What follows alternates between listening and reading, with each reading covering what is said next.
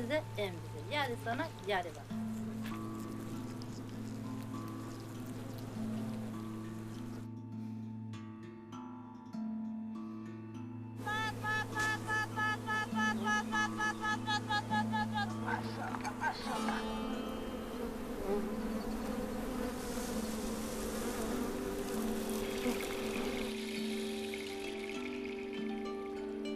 Ana, Hı, bu şeyi görüyor musun?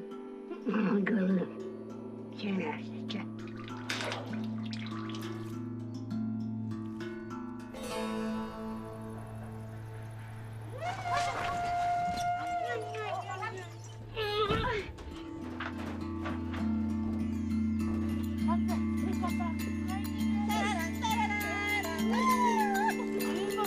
Yok be, bir kiram.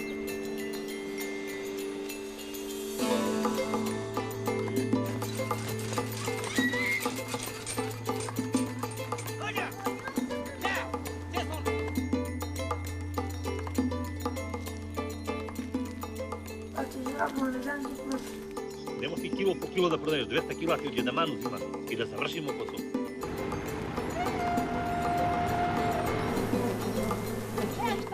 Milyondan ben.